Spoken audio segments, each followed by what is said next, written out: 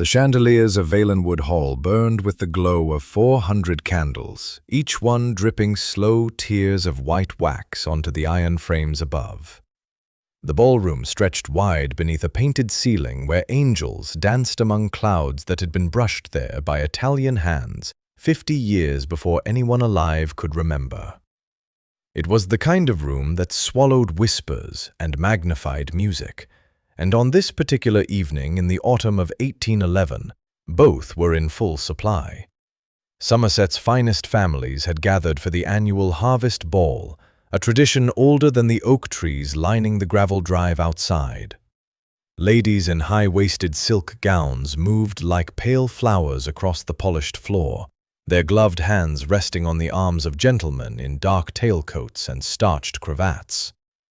The orchestra played from a raised gallery at the far end, filling the hall with the steady rhythm of a country dance that kept time with the tapping of leather shoes and the rustle of petticoats. Lord Sterling Vance stood near the tall French doors that opened onto the terrace, a crystal glass of claret in one hand and a look of ownership painted across his sharp face. He was tall, broad in the shoulder, and carried himself the way a man does when he has never once in his 31 years been told the word no. His coat was a deep midnight blue, embroidered along the cuffs and lapels with silver thread that caught the candlelight every time he lifted his drink. It had cost more than most families in the county earned in a year, and he wore it the way a soldier wears a medal, as proof of rank.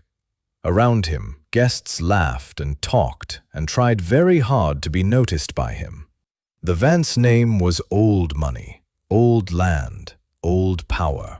His father, the late Duke of Oakhaven, had been one of the largest landowners in the west of England, and Sterling had inherited everything upon the old man's death 3 winters ago. The estate, the title, the tenants, the influence, all of it had passed to him like water flowing downhill. And Sterling Vance had done what most young men with too much fortune and too little character tend to do. He had let it go to his head. "Fetch me another glass," he said, to no one in particular, holding out his empty crystal without looking to see who would take it. A young woman appeared at his side almost instantly. She was small, dressed in a plain gray frock with a white apron tied at the waist, one of the seamstresses hired for the evening to mend torn hems and replace lost buttons for the lady guests. Her name, as far as anyone at the ball knew, was Rosie. She had dark hair pinned beneath a simple cotton cap, and her face carried the kind of quiet calm that comes from years of keeping one's mouth shut in rooms full of people who never looked down. She took the empty glass from Vance's hand and turned toward the refreshment table. The crowd was thick near the punch bowl, and a gentleman in a hurry bumped her elbow as she reached for the ladle. The full glass of dark red punch tilted sideways in her grip and splashed forward in a wide arc, landing squarely across the front of Vance's embroidered velvet coat. The music did not stop, but the conversation around them did. Vance looked down at the spreading stain on his chest. The silver embroidery soaked through in an instant, the red punch bleeding into the fabric like ink dropped into water. His jaw tightened. His nostrils flared. The room seemed to hold its breath. "You clumsy little wretch," he said, his voice low and sharp enough to cut glass. Rosie stood perfectly still, the empty cup still in her hand. She did not step back. She did not stammer an apology. She simply looked at him with an expression that, if anyone had been paying close enough attention, did not belong on the face of a hired seamstress. Vance pulled the leather glove from his right hand and struck her once across the cheek with the back of it. The sound was quick and flat, like a book snapping shut. A few gasps rose from the nearby guests, but no one moved. No one intervened. One did not correct a duke in his own county, and certainly not over a servant girl who had ruined his evening coat. What happened next, however, was something no one in that ballroom would ever forget. Rosie did not cry. She did not flinch. She did not raise a hand to her reddened cheek. Instead, She straightened her back, lowered her chin, and performed a curtsy so deep, so perfectly measured, so undeniably practiced in the manner of high society, that it silenced the last murmur in the room. It was the kind of curtsy taught by private governesses in drawing rooms with velvet curtains, the kind a seamstress from the lower counties would never have learned in 100 lifetimes. Then she reached into the front pocket of her apron and withdrew a folded parchment sealed with a circle of black wax. The seal bore an impression that Vance did not recognize, a thorn wrapped around a crown. She held it out to him with steady fingers. Vance stared at the parchment the way a man stares at a loaded pistol pointed at his chest. Something cold crawled up his spine. He took it from her hand without a word, and then she was gone. She moved through the crowd like smoke, slipping between gowns and tailcoats without brushing a single shoulder. By the time Vance looked up from the parchment, she had already passed through the open terrace doors and disappeared into the dark gardens beyond. The night swallowed her whole, and the only proof she had ever been there at all was the black wax seal sitting heavy in his palm, and the dark stain spreading slowly across his ruined coat. The orchestra started up again. The dancing resumed. Guests returned to their conversations, though every pair of eyes in the room kept drifting back to the Duke, who stood frozen near the French doors, holding a sealed letter from a girl who should not have known how to curtsy like a duchess. Vance slipped the parchment inside his breast pocket and left the ballroom without saying goodnight to a single soul. His carriage was waiting at the front of the hall, the horses stamping in the cool night air, and he climbed inside with the kind of urgency that made his footman exchange a glance with the driver. As the carriage pulled away from Valenwood Hall, and the golden windows shrank behind him in the darkness, Vance sat alone on the leather bench and pulled the parchment from his pocket. He turned it over twice, running his thumb across the black wax seal. The thorn and crown crest meant nothing to him, and yet something about it tugged at a memory he could not quite reach, like a word stuck on the tip of his tongue.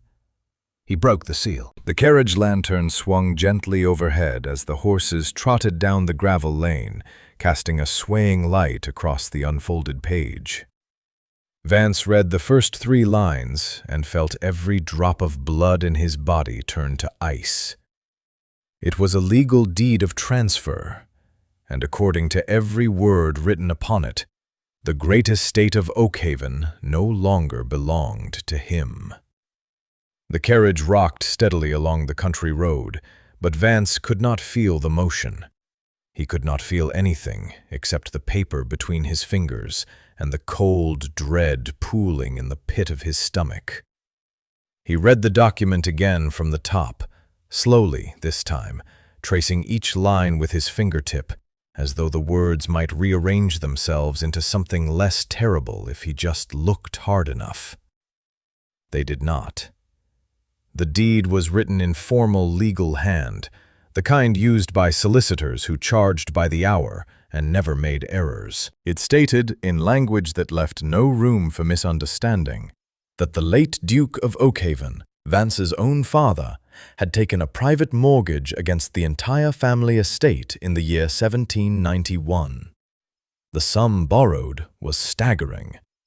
£47,000 sterling, secured against every acre, every building, every stone wall and sheep pasture and tenant cottage that bore the Vance family name. The original creditor had been a London banking house that Vance had never heard of, a firm called Hartwell and Greaves, and the terms of repayment had been strict. 20 years at 6%, with the full remaining balance due upon default or death. His father had died 3 years ago without paying a single penny of it back. Vance turned to the second page. Here the language shifted.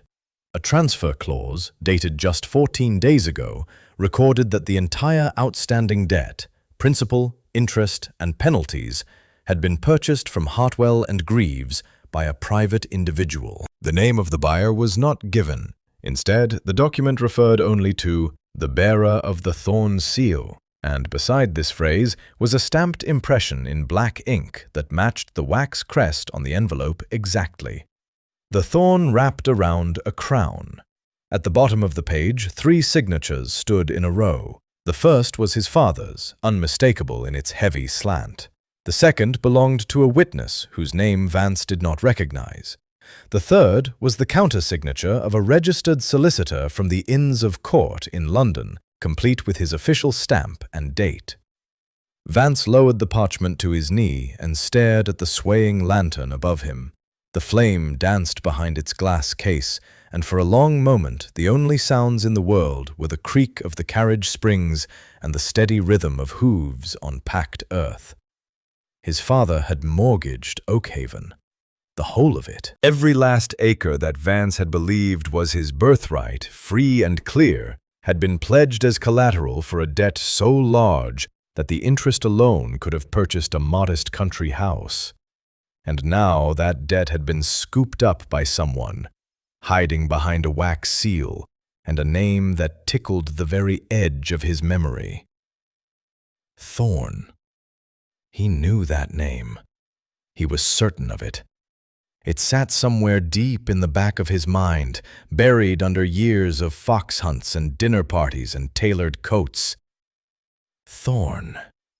He had heard his father mention it once, perhaps twice, always late at night, always after too much port, always in a tone that made the old man's voice drop to something close to a whisper. But the details had never followed. His father had been a man of many silences, and the name Thorn had lived inside one of them. The carriage turned off the main road and onto the private lane that led to Oakhaven Manor. The great house appeared through the trees, its tall windows dark except for the ground floor, where a single lamp burned in the entrance hall.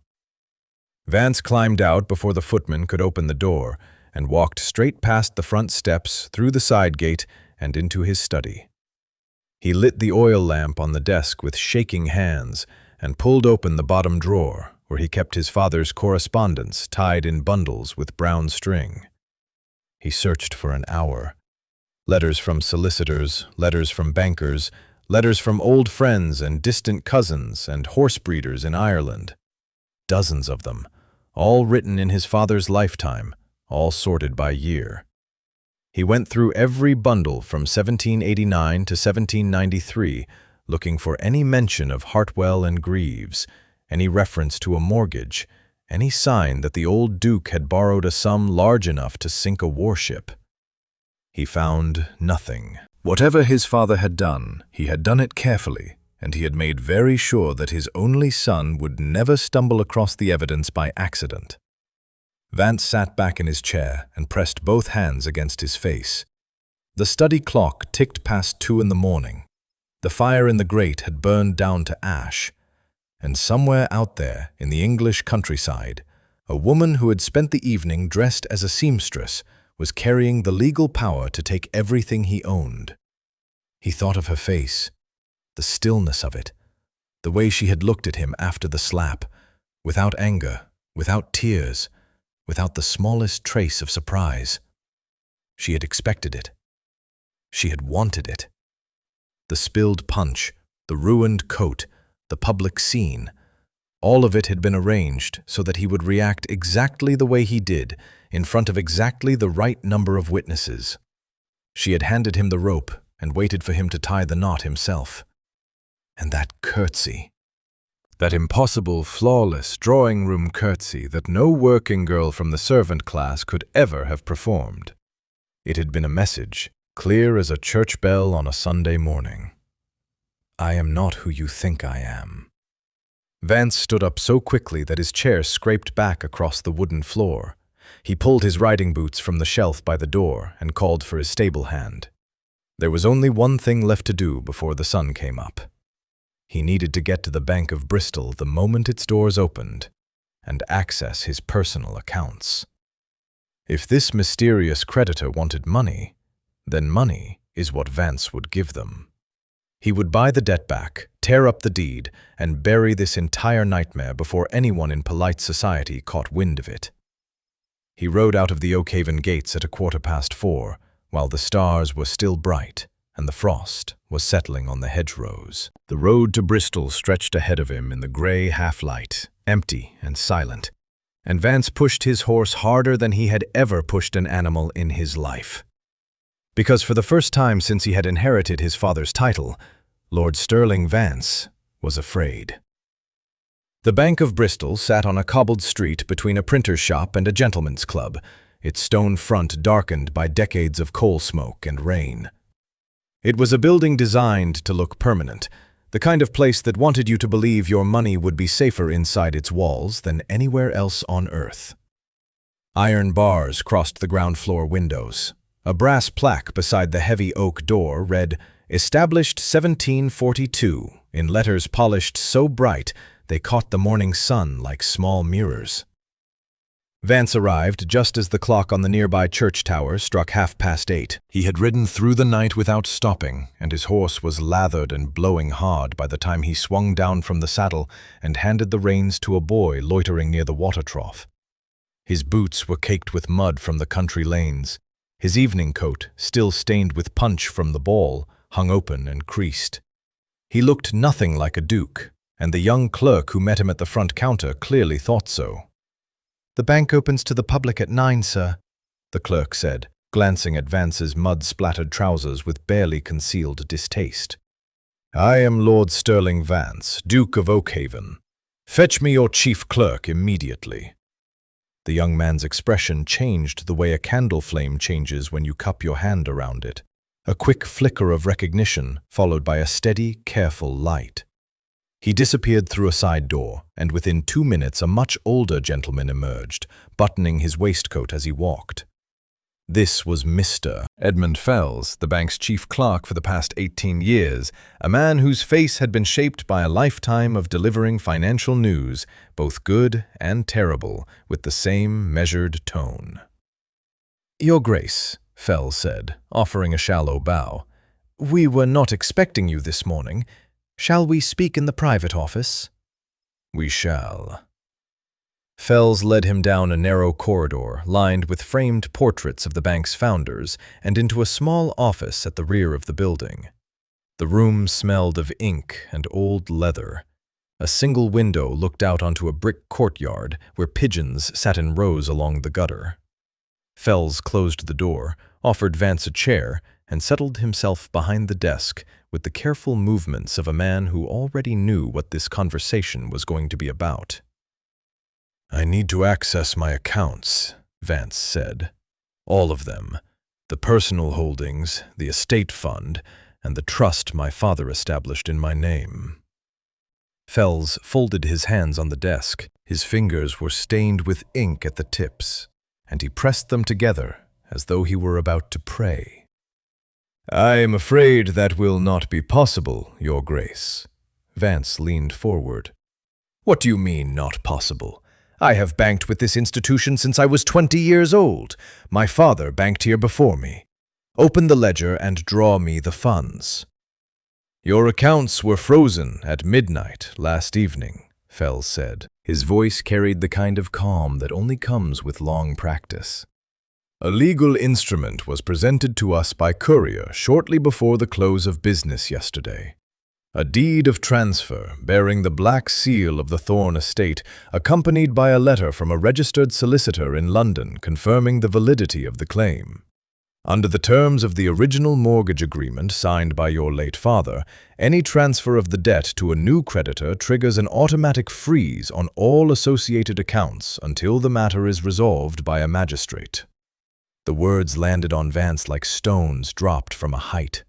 He sat very still for several seconds, his jaw working silently, before he managed to speak again. "There must be an error.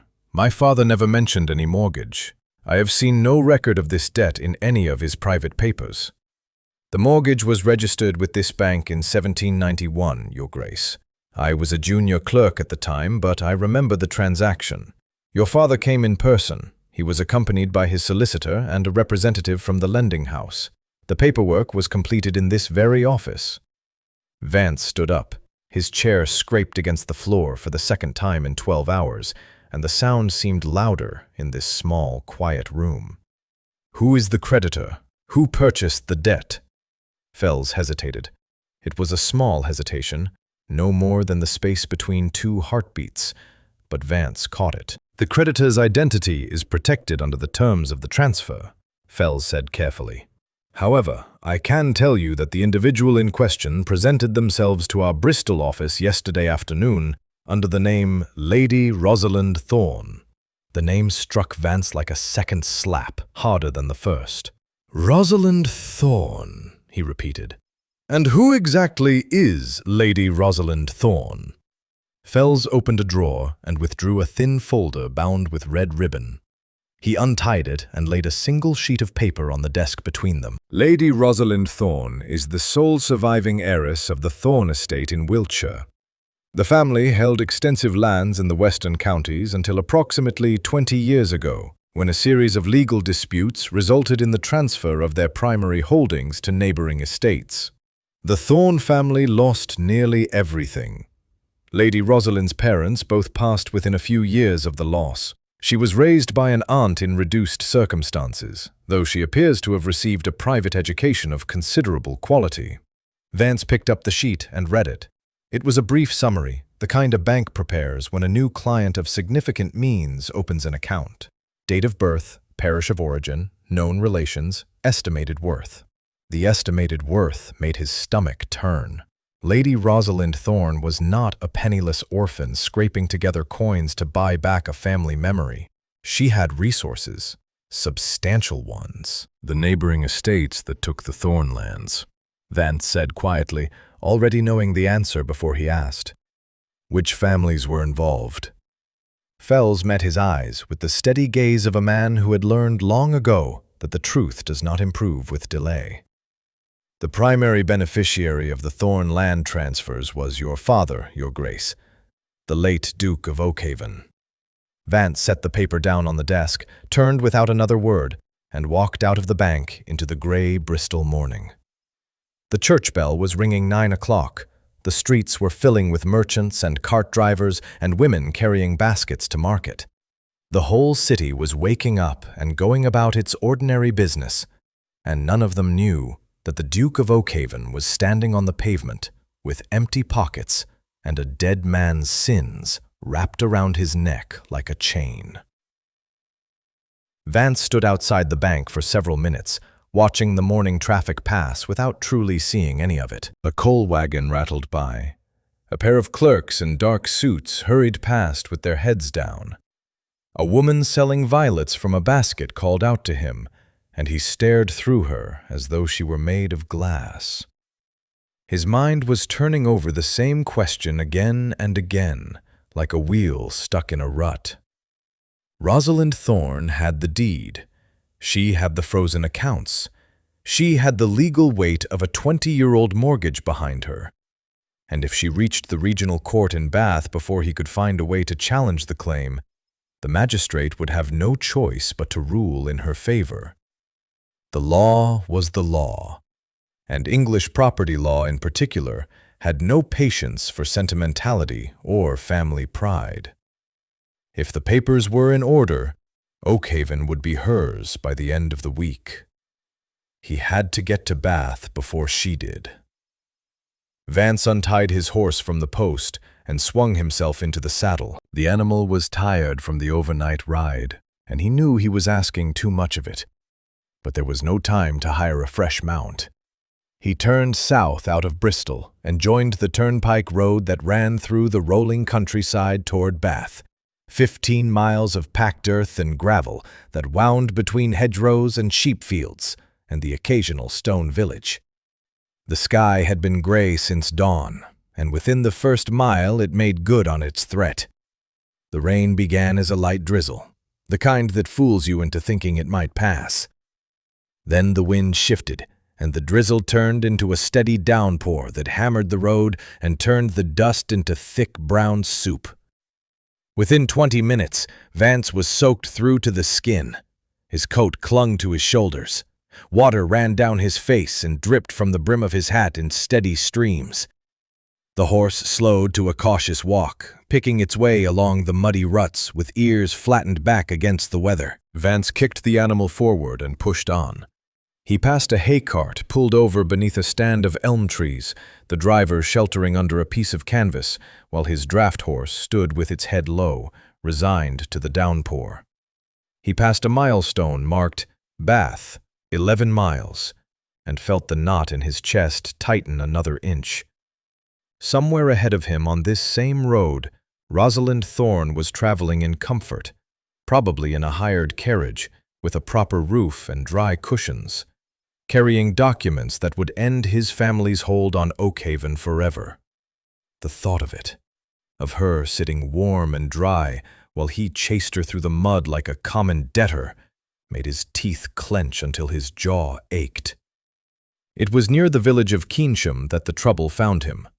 The road dipped sharply into a hollow where a stream had overflowed its banks, spreading a sheet of brown water across the full width of the turnpike. Vance urged his horse through it, the water rising past the animal's knees, and climbed the far slope at a trot. But the mud on the far side was soft and deep, and the horse stumbled badly, catching its foreleg in a hidden rut. The animal lurched sideways, and Vance grabbed for the mane, but found only wet hair sliding through his fingers. He hit the ground hard, landing on his side in 6 inches of cold mud. The horse recovered its footing and stood trembling a few yards ahead, favoring its left foreleg. Vance pulled himself upright, covered head to foot in the thick brown paste of a Somerset roadway, and checked the animal's leg with shaking hands. The tendon was strained. The horse could walk, but it would carry no rider for the rest of the day. He was stranded. Vance looked up and down the empty road. The rain was falling harder now, coming in sheets that blurred the hedgerows into gray smudges. There was no sound except the drumming of water on mud and the occasional cry of a crow somewhere in the fields beyond. He gathered the horse's reins and began to walk. 2 miles. That was what the last milestone had promised him before the next coaching inn.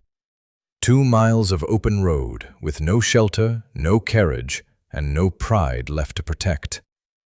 He walked with his head down and his boots sinking ankle-deep into the muck with every step. The horse limped along behind him, and together they made a picture that would have delighted every man and woman in Somerset who had ever been looked down upon by the Duke of Oakhaven. The coaching inn appeared through the rain like a painting left out in the weather, its colors running and its edges soft. It was called the King's Head, a solid stone building with a thatched stable yard and smoke rising from 2 chimneys. Vance tied the horse under the stable awning and pushed through the front door into a low-ceilinged room that smelled of wood smoke, wet wool, and boiled mutton. The innkeeper was a stout woman with red cheeks and forearms like a blacksmith. She looked at Vance the way one looks at a dog that has crawled in from a storm, with a mixture of pity and mild irritation at the puddle he was making on her floor. "I need a fresh horse," Vance said. "Immediately. I will pay double the usual rate." "No fresh horses today, sir," the woman replied, wiping her hands on her apron. "The mail coach came through this morning and took my last 2. There is a fellow in the village who might hire you a mount, but he will not be back until supper time." Vance gripped the edge of the bar with both hands. "A carriage, then. Anything with wheels." The innkeeper shook her head. "You are welcome to wait by the fire, sir. I can offer you soup and bread while you dry off." "I am not here for soup. I am looking for a woman, a lady traveling alone in a hired carriage. Dark hair, well-spoken. She would have passed through here earlier today, heading for Bath." The innkeeper's face changed slightly. A small flicker of recognition crossed her features, and she nodded. "Aye, she stopped here around 7 this morning, changed horses and had a cup of tea in the parlour. Very polite she was. Tipped my girl a whole shilling." The woman paused and gave Vance another long look, taking in his mud-covered clothes, his wild eyes, and the desperate edge in his voice. "She left for Bath over 2 hours ago, sir. You will not catch her on foot." Vance closed his eyes and stood very still, water dripping from every part of him onto the stone floor. 2 hours ahead. She was 2 hours ahead, and he was standing in a country inn with no horse, no carriage, and no way to stop what was coming. The innkeeper set a bowl of soup on the bar without being asked, and went back to her kitchen, leaving the Duke of Oakhaven to stand alone in his ruin, soaked to the bone and running out of road. Vance spent 3 hours at the King's Head, sitting by the fire in borrowed clothes while his own coat and trousers hung steaming on a wooden rack near the hearth. The innkeeper's husband, a quiet man with a permanent stoop from years of hauling barrels, had lent him a rough wool jacket and a pair of work trousers that were too short in the leg and too wide at the waist. The Duke of Oakhaven sat in a farmer's clothes, eating mutton soup with a tin spoon, and said nothing to anyone. By late afternoon, a traveling merchant passing through on his way to Bath agreed to let Vance ride alongside him on the bench of his wagon in exchange for 2 guineas. It was a slow, rattling journey behind a pair of old draft horses that moved at the pace of a funeral procession. The rain had eased to a fine mist by then, but the road was churned into deep ruts by the day's traffic, and the wagon lurched and swayed with every turn of its heavy wheels. They reached Bath as the lamplighters were making their rounds, touching their long poles to the oil lamps along the main streets and leaving behind a trail of warm yellow pools in the gathering dusk. Vance climbed down from the wagon near the abbey, paid the merchant, and stood in the street with his horse's reins in one hand and no clear idea of where to go next. He could not go to the court. It would be closed until morning. He could not go to the better hotels because he looked like a vagrant and had no luggage. And he could not go home because home was exactly what he stood to lose. It was the stable boy at the White Hart Inn who pointed him in the right direction.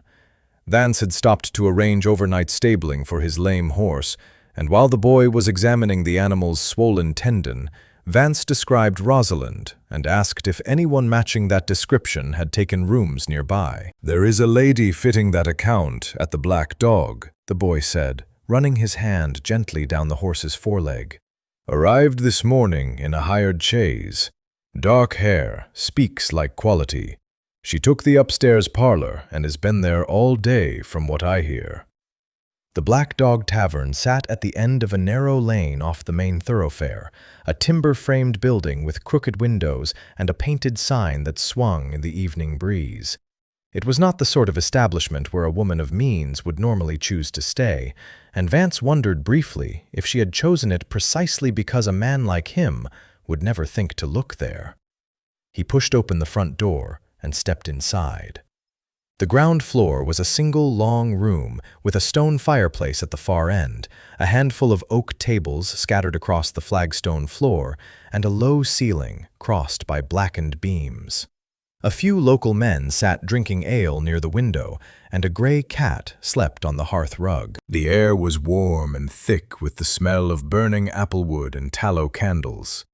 Rosalind was sitting in a high-backed chair beside the fire, and she looked nothing like the woman he had struck at the ball. Gone was the gray servant's frock and the cotton cap. She wore a traveling dress of deep green wool, fitted close at the bodice and falling in clean lines to her ankles.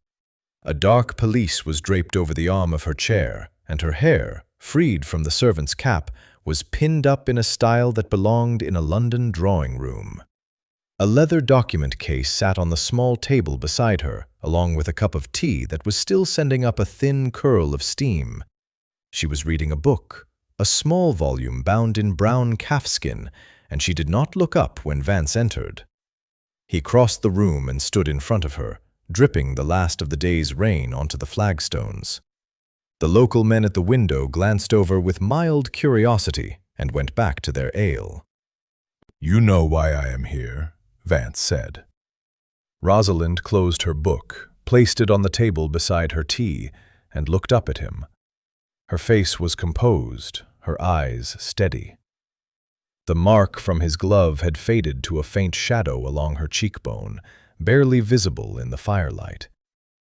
She studied him for a moment, the borrowed clothes, the mud still caked in the creases of his boots, the exhaustion carved into every line of his face.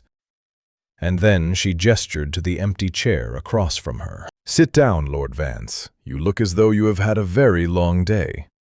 He did not sit. "Who are you?" "You already know the answer to that. The bank would have told you this morning." "I want to hear it from your mouth." She folded her hands in her lap. "My name is Lady Rosalind Thorne. My father was Sir Edward Thorne of Thornbury Hall, Wiltshire. My mother was Catherine Ashmore, daughter of Viscount Ashmore of Devizes. I am the sole surviving heir to the Thorne estate, which your father stripped from my family through a series of fraudulent land seizures 20 years ago." Vance's legs gave way beneath him, and he sank into the chair opposite her. The fire crackled between them. "My father was many things," he said slowly, "but he was not a thief." "Your father purchased a private mortgage on my family's lands using forged valuation documents. He then arranged for the lending house to call in the debt at a moment when my father could not pay, knowing full well that the lands would revert to the nearest solvent estate holder, which happened to be himself. My parents lost their home, their income, and their standing in a single season. My mother died the following winter. My father lasted 2 more years before his heart gave out. I was 11 years old. The room felt smaller than it had a moment ago. Vance sat with his hands on his knees and said nothing for a long time. "If what you say is true, why come to me disguised as a seamstress? Why the theater at the ball?" Rosalind picked up her teacup and took a calm sip before answering. "Because I needed you to show your character in front of witnesses. And you did exactly that." She set the cup down.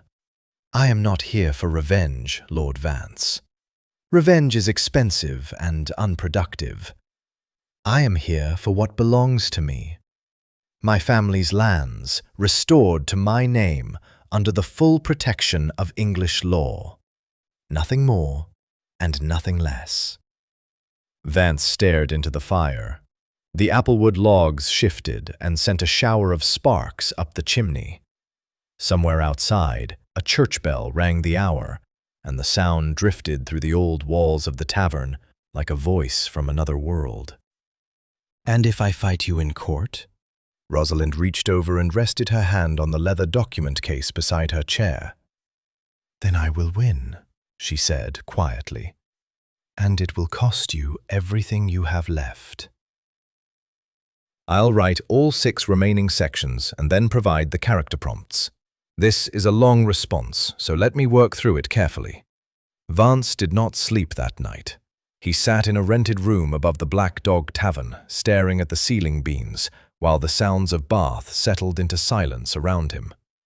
Carts stopped rolling, voices faded, the last of the tavern drinkers stumbled home, and the only sound left was the slow drip of rainwater from the eaves and the occasional bark of a dog somewhere in the lanes below. By first light, he had formed a plan. The deed of transfer, the mortgage, the frozen accounts, all of it rested on one foundation: his father's signature. If Vance could prove that the original mortgage documents had been tampered with, that the signatures were forged, the entire case would collapse like a house built on sand. Rosalind's claim depended on the legality of a 20-year-old agreement. Break the agreement, and there would be nothing left for her to enforce. He needed a magistrate, someone with the authority to examine the original land registry and compare the signatures against known samples of his father's handwriting. Someone whose word would carry enough weight in court to stop Rosalind's claim before it could be finalized. Baron Thaddeus Croft was the obvious choice. Croft served as the regional magistrate for the western counties and had held the position for over a decade. He was a tall, thin man in his early 60s, with a long face and deep-set eyes that gave him the permanent expression of a man who had just been told disappointing news. He was known throughout Somerset and Wiltshire for 2 things: his thorough knowledge of English property law and his absolute refusal to be swayed by rank, wealth, or personal connection. He had ruled against earls and in favor of tenant farmers. He had sent a baronet to debtor's prison for failing to honor a contract with a blacksmith. He was, in short, the worst possible man to approach if you were hoping for a favor, and the best possible man to approach if you believed the facts were on your side.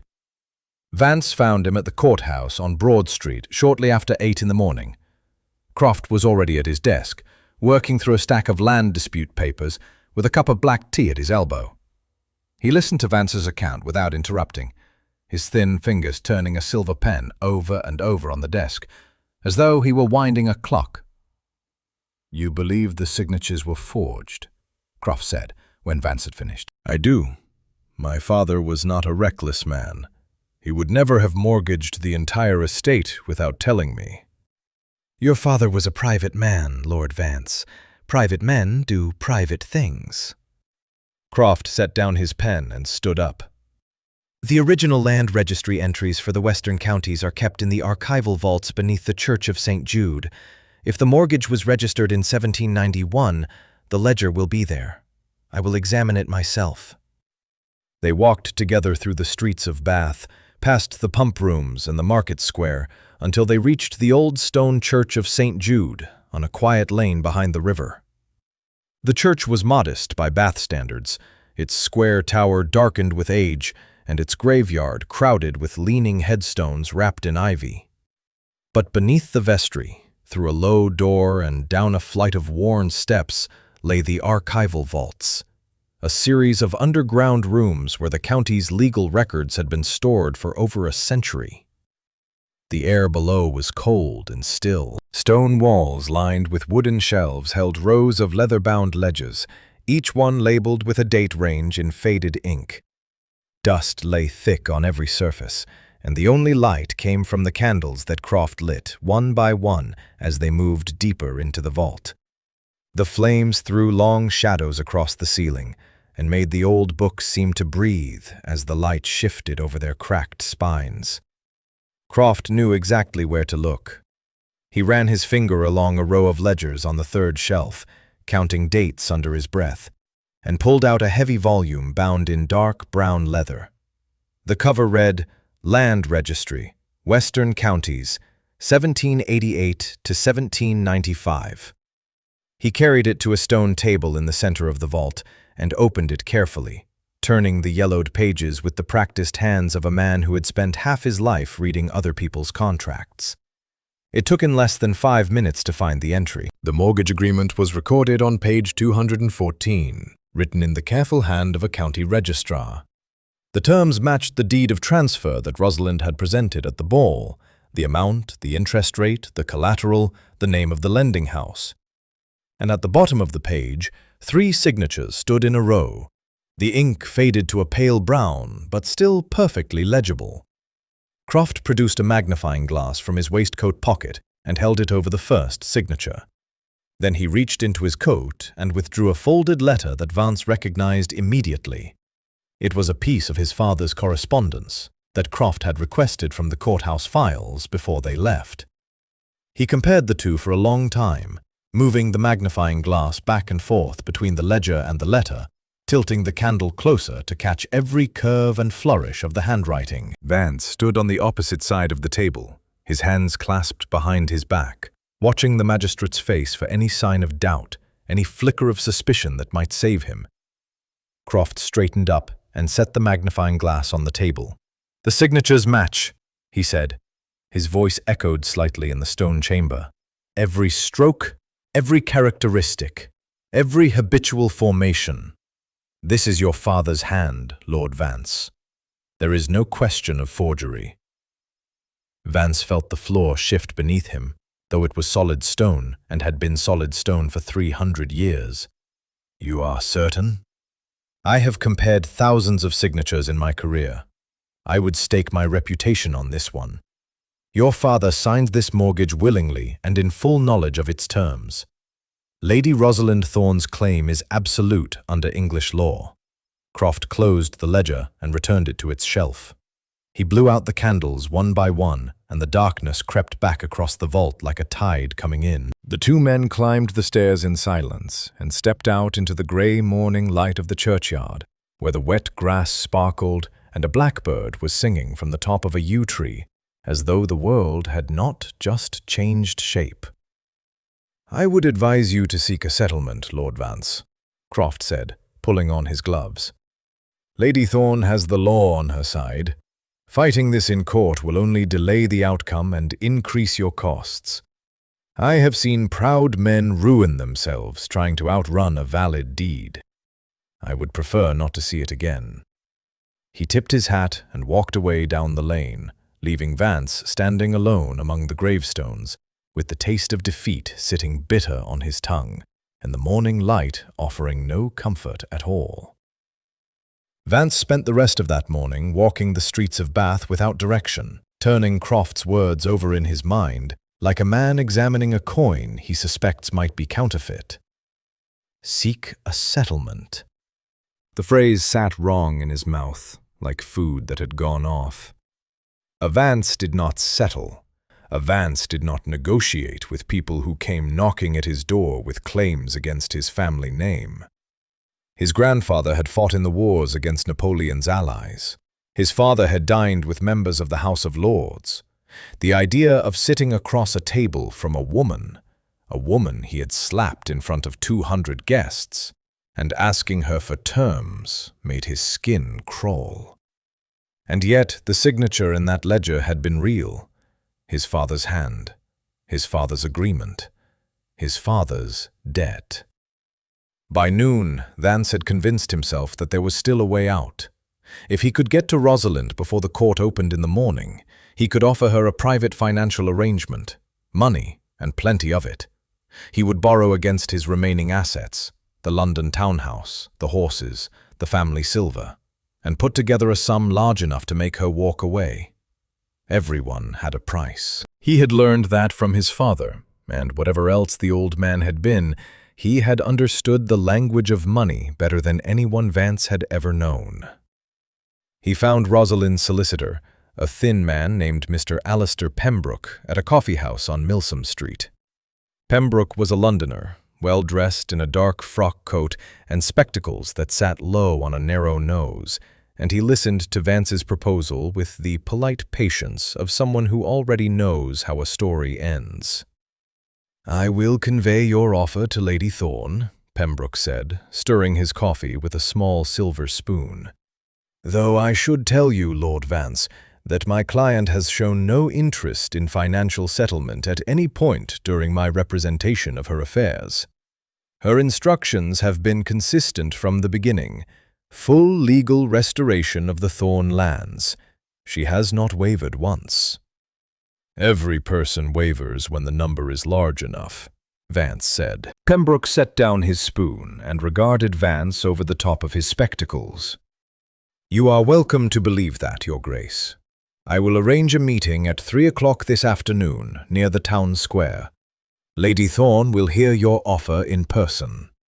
Vance arrived at the square at 2:45, wearing fresh clothes purchased from a tailor on Cheap Street who had been persuaded to open his fitting room on short notice in exchange for an eye-watering sum. The new coat was plain black wool, nothing like the embroidered velvet that now sat crumpled in a saddlebag somewhere at the Black Dog Tavern, but it fit well enough, and it made him look like a man of business rather than a man who had crawled through a muddy ditch the day before. The town square of Bath was a broad, open space, surrounded on 3 sides by handsome stone buildings with tall windows and iron railings. A stone cross stood in the center, worn smooth by centuries of weather, and around its base a handful of market stalls sold bread, cheese, and bunches of dried herbs tied with string. It was the kind of place where news traveled fast and gossip traveled faster. Rosalind was already there, standing near the stone cross with Pembroke at her side. She wore a dark blue walking dress with a high collar and a bonnet trimmed with grey ribbon. She looked perfectly composed, as though she were waiting for a carriage rather than preparing to hear the desperate offer of a man whose world was falling apart at the seams. Vance approached and removed his hat. He had rehearsed the opening lines of his proposal during the walk from the tailor's shop, and he began to speak with as much dignity as he could gather. "Lady Thorne, I wish to discuss a private arrangement that may be of benefit to both parties. I am prepared to offer a substantial sum in exchange for—" He stopped. A sound had risen from the far side of the square. A man's voice, loud and practiced, carrying across the open space with the easy projection of someone who shouts for a living. Vance turned and saw a town crier in a faded red coat standing near the entrance to the market, ringing a brass bell with one hand and holding a printed notice in the other. "Public auction! Public auction by order of the court!" the crier bellowed. "The contents of Oakhaven Manor, Somerset, to be sold by public liquidation on the 12th of October. Horses, carriages, paintings, furnishings, and all chattels. All debts to be settled from the proceeds." Vance felt the ground tilt beneath his feet. He turned back to Rosalind, who stood watching the crier with an expression that held neither triumph nor cruelty. She looked tired, if anything, the way a person looks when a long and difficult task is finally approaching its end. "You instructed the bailiffs," Vance said. His voice was barely above a whisper. "I instructed them this morning," Rosalind replied, "before I knew you would come to me with an offer. The order was filed with the court at 10 o'clock. Across the square, a second crier had appeared near the pump rooms, posting printed notices on the stone pillars where public announcements were displayed. People were gathering around them, reading the details with the eager curiosity that bad news always seems to attract. Vance could see heads turning, fingers pointing, lips moving as the name Oakhaven passed from mouth to mouth across the crowd. "Call it off," Vance said. "Whatever your price, name it. I will find the money." Rosalind looked at him with something that might have been sympathy, though it was hard to tell in the flat afternoon light. "This was never about money, Lord Vance. I told you that last night. I want my family's lands returned to me through proper legal channels. The liquidation of Oakhaven's movable assets is simply the mechanism required by law to clear the outstanding debts before any transfer can take place. I did not design the system. I am merely using it." Pembroke stepped forward and offered Vance a folded document. "This is a copy of the court order, Your Grace. You will see that Lady Thorne has limited the liquidation to non-essential assets only. The manor house itself, the primary farmlands, and the tenant cottages are excluded from the sale. She has been more than generous in her approach." Vance took the document, but did not open it. He stood in the square, with the crier's voice still echoing off the stone buildings, and he understood for the first time that Rosalind Thorne was not a woman who could be bought, frightened, or outmaneuvered. She had planned every step of this with the precision of a general mapping a campaign, and she was already 3 moves ahead of him in a game he had only just realized he was playing.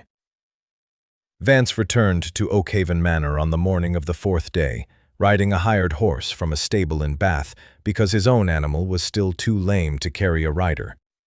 He had slept badly at the Black Dog, 2 hours at most, broken by long stretches of staring at the ceiling and listening to the inn's old timbers creak and settle in the cold. By the time he turned through the main gates of the estate and started up the long gravel drive, the sun was well above the tree line, and the house was already full of strangers.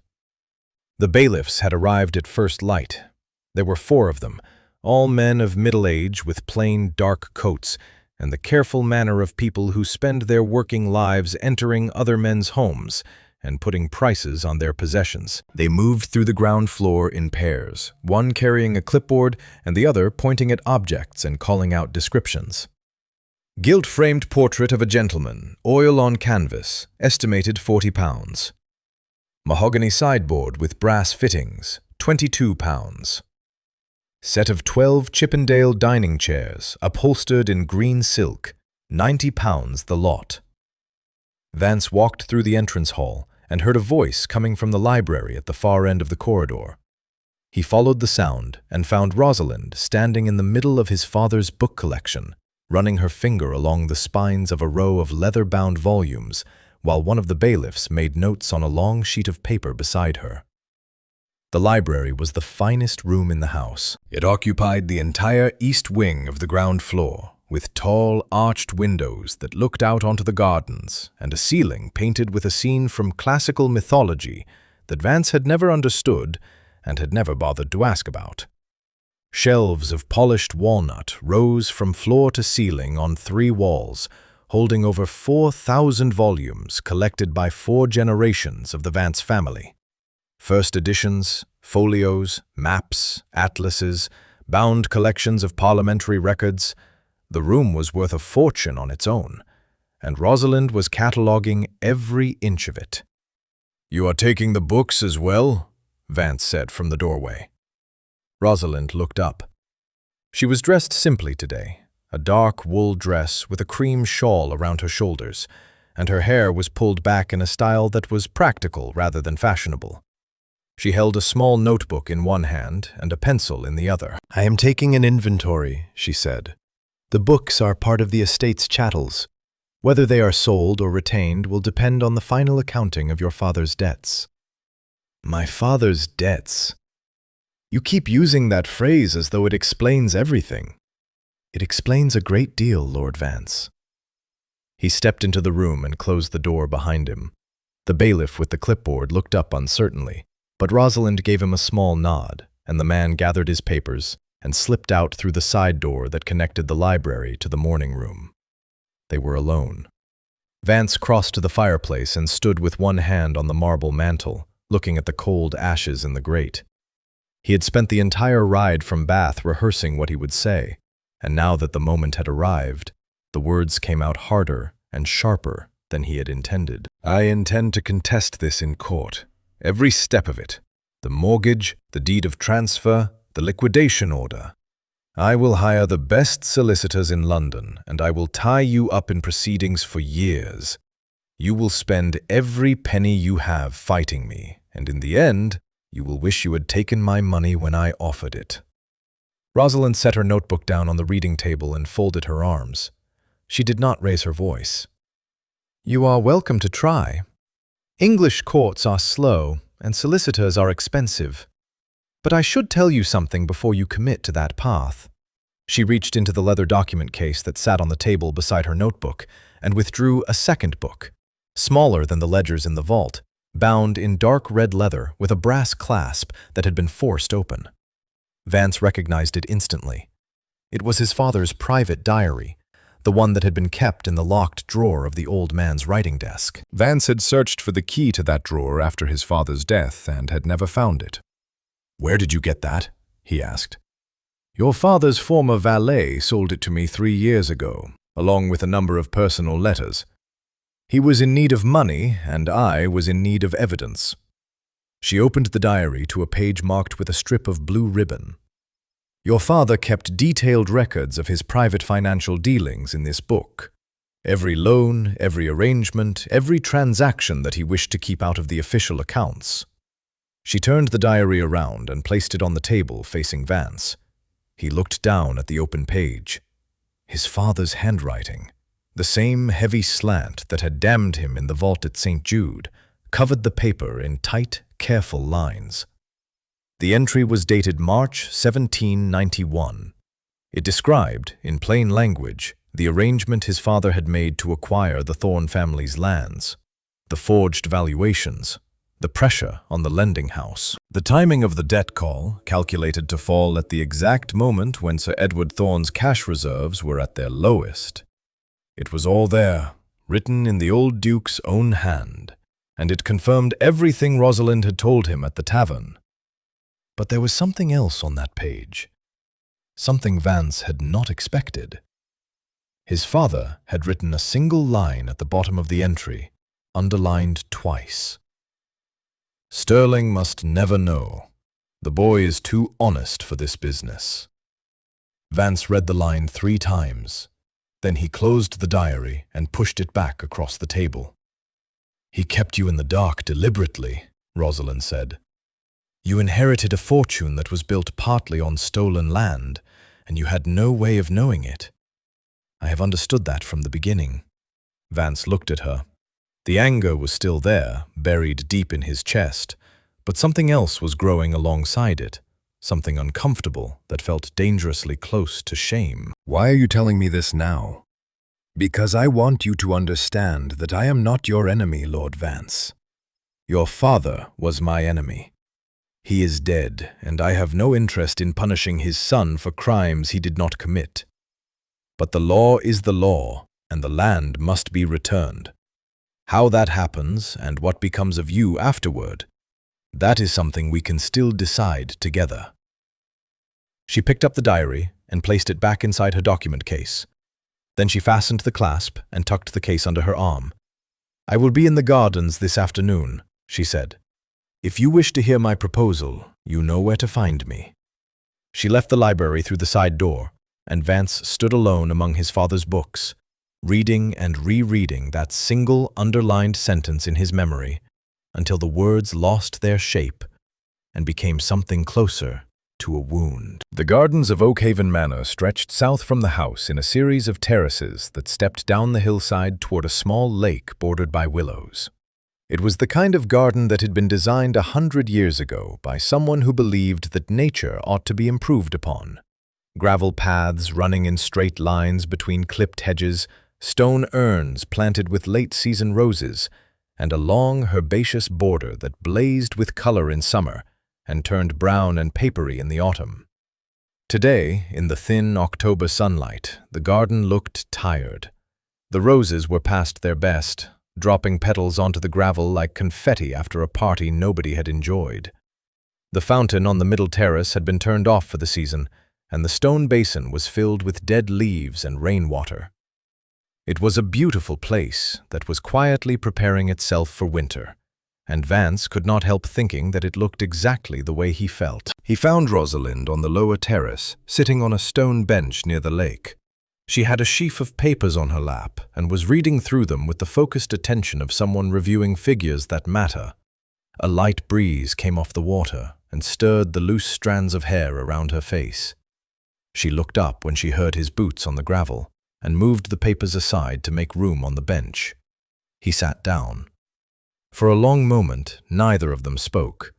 The willow branches trailed their fingers in the lake, and a pair of moorhens paddled across the still water, leaving thin wakes behind them that spread and vanished. "I read the rest of the diary last night," Rosalind said.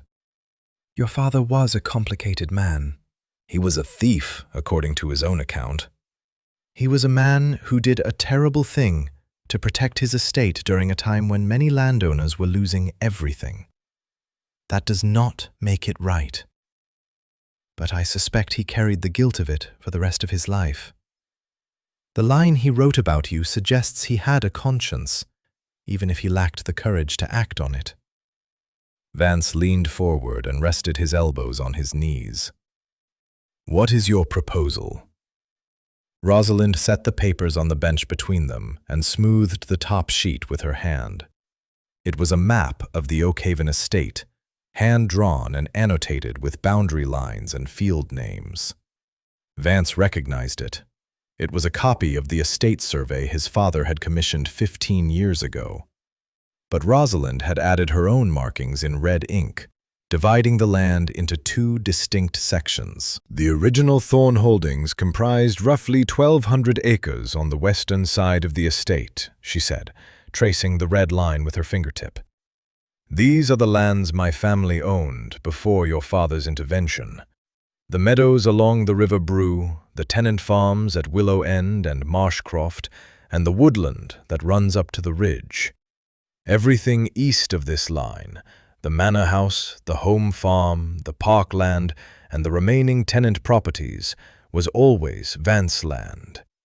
Your father's seizure of our property expanded his holdings by nearly a third, but the original Vance estate was substantial on its own.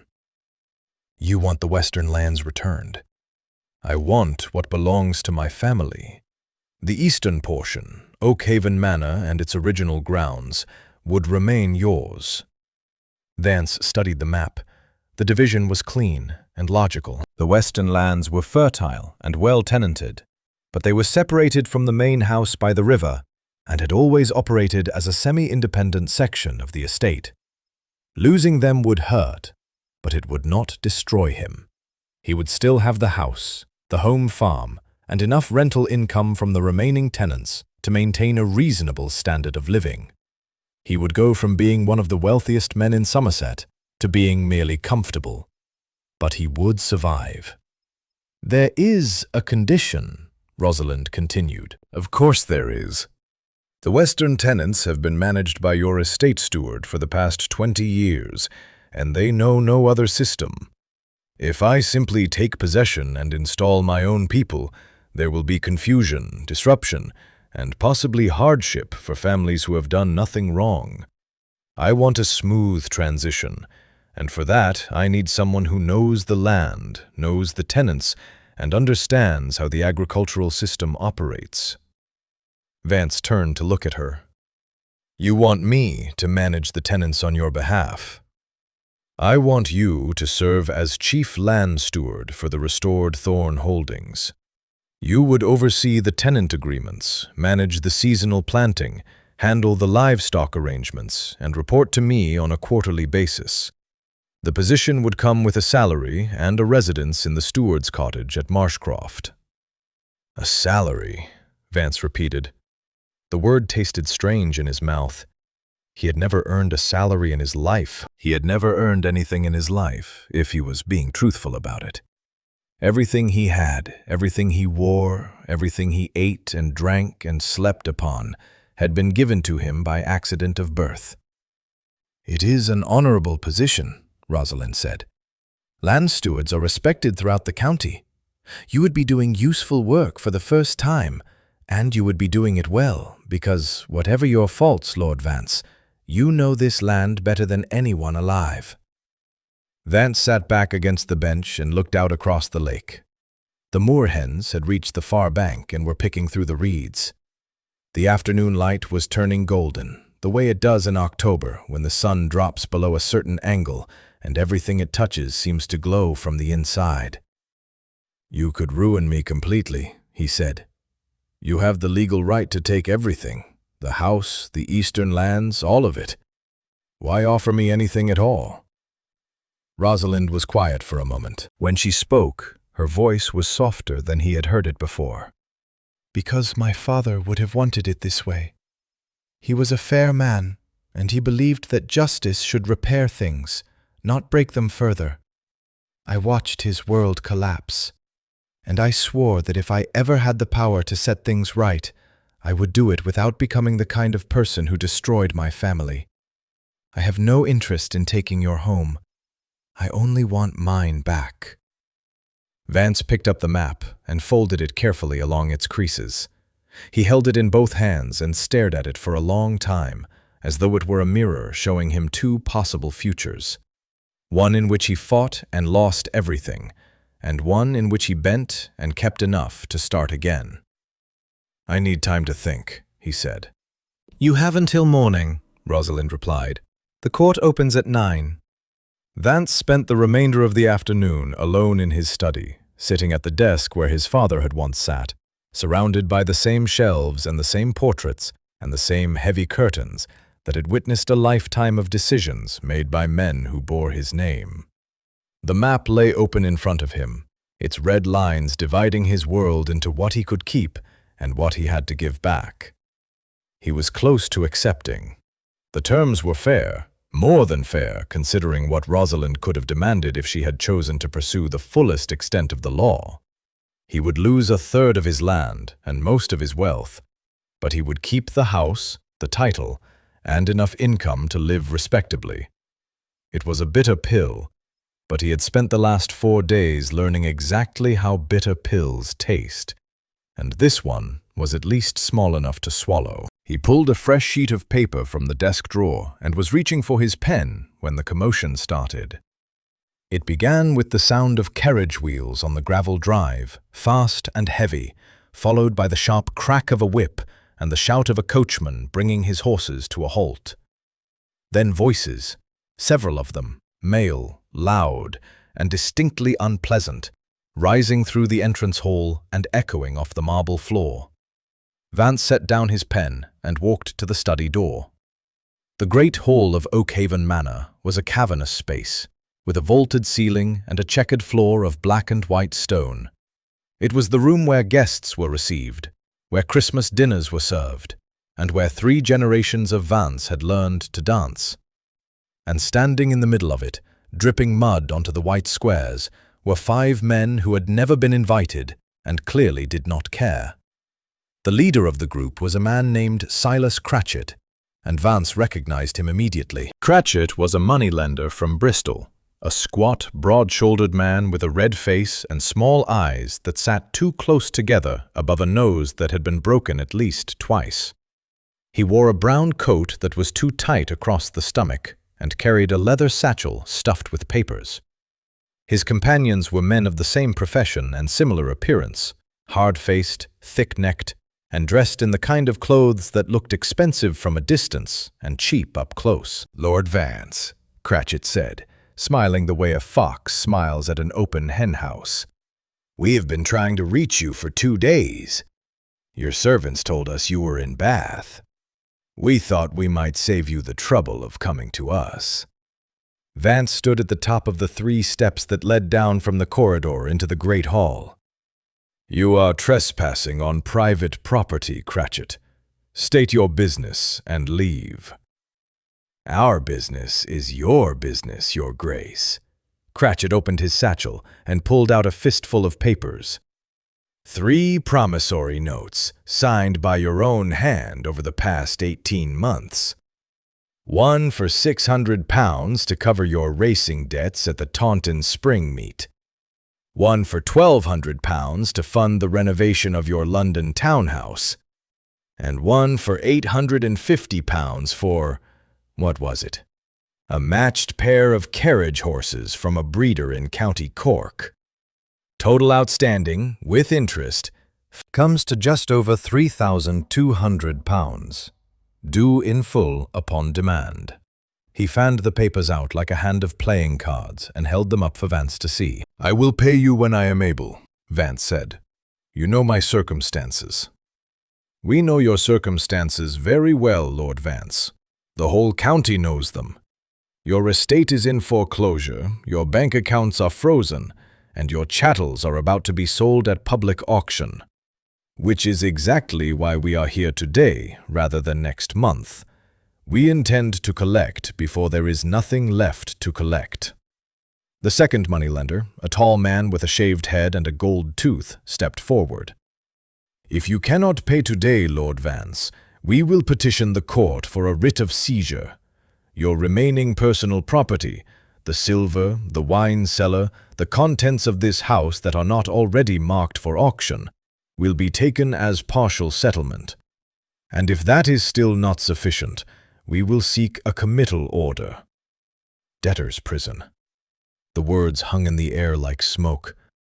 Vance felt the floor shifting again, the way it had shifted in the archival vault when Croft confirmed the signatures. He had borrowed those sums during the fat years, when money had seemed as endless as the land itself, and he had never once imagined a day when £3,000 would be the difference between freedom and a cell. "Gentlemen!" The voice came from behind him, calm and clear, and every man in the room turned toward it. Rosalind stood in the corridor, her document case under one arm and her shawl pulled tight around her shoulders against the evening chill that was creeping through the old house. She walked down the 3 steps into the great hall with the steady, unhurried pace of someone entering a room she owns. "My name is Lady Rosalind Thorne. I am the principal creditor of this estate. May I see your papers?" Cratchit hesitated. He looked at Vance, then at Rosalind, then back at Vance, as though waiting for someone to explain who this woman was and why she was speaking. Vance said nothing. Rosalind extended her hand, and after a long pause, Cratchit placed the 3 promissory notes into her palm. She carried them to the hall table near the window, where the last of the daylight was pooling on the polished wood. She read each document twice, slowly and carefully, running her finger beneath the printed terms and pausing at certain passages to look more closely. The room was silent, except for the ticking of the long case clock in the corner and the uneasy shuffling of Cratchit's companions near the door. After several minutes, Rosalind set the papers down and turned to face the moneylenders. "The interest rate on this first note is 9% per month," she said. "English usury law, as established under the Statute of Queen Anne and reaffirmed in the Act of 1787, caps the legal rate of interest at 5% per annum. 9% per month is not merely illegal, it is criminal." Cratchit's smile faded slightly. "That rate was agreed upon by Lord Vance himself. An agreement to pay an unlawful rate of interest is void from the moment of signing. It cannot be enforced by any court in England. The second note carries a similar rate, and the third includes a compounding clause that has been struck down in at least 4 reported cases that I am aware of. These notes, Mr. Cratchit, are worthless." She picked up the papers and held them out to him. "You may take your documents and leave this house. If you wish to pursue collection through the courts, I invite you to do so, but I would suggest you consult a solicitor first." Because any magistrate who sees these terms will not only dismiss your claim, he will refer the matter to the Crown Prosecutor for investigation of usury. The silence that followed was the loudest sound Vance had ever heard. Cratchit looked at his companions. His companions looked at the floor. The gold-toothed man took a small step backward, as though he were trying to blend into the wallpaper. Nobody spoke for a full 10 seconds, and then Cratchit snatched the papers from Rosalind's hand, stuffed them back into his satchel, and turned toward the door.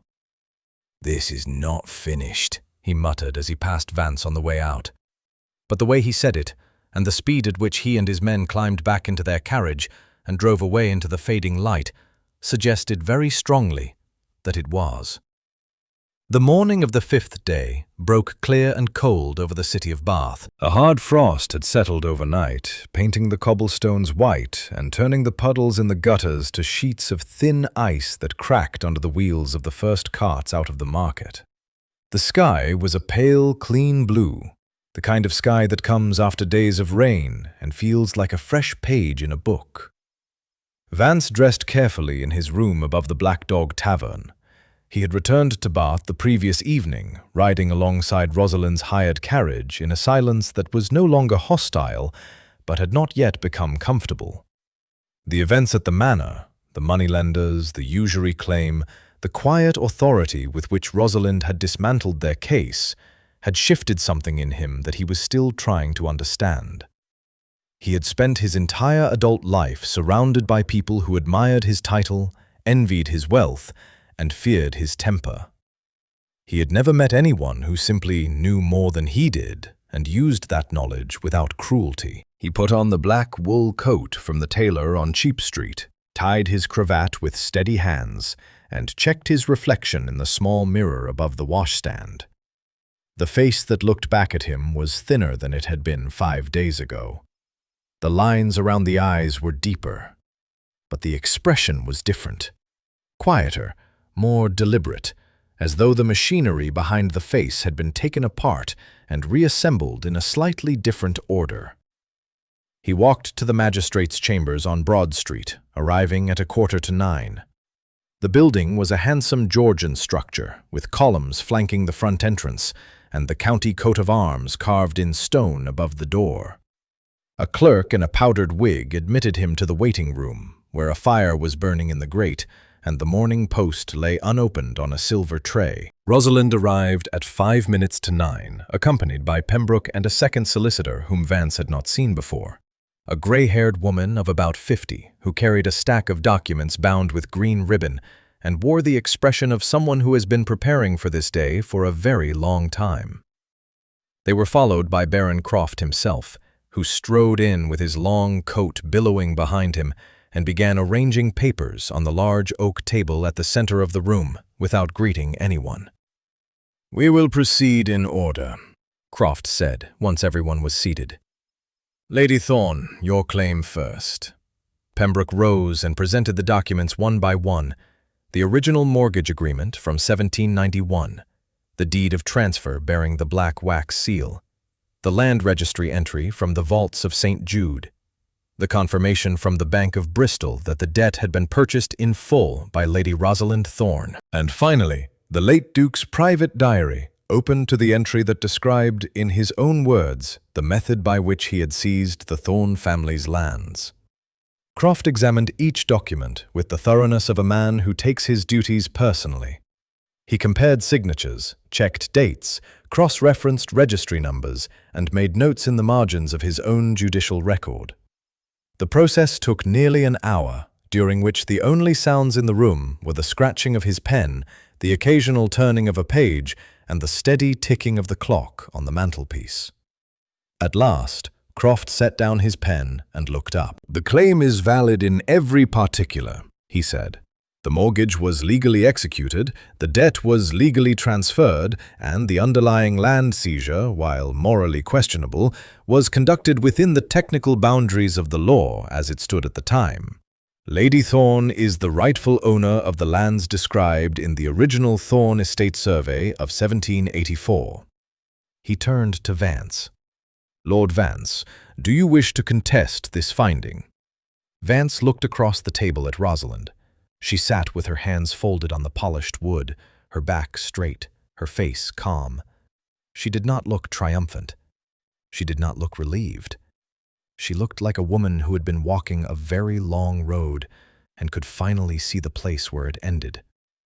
"I do not contest it," Vance said. Croft nodded and produced a fresh document from the stack before him.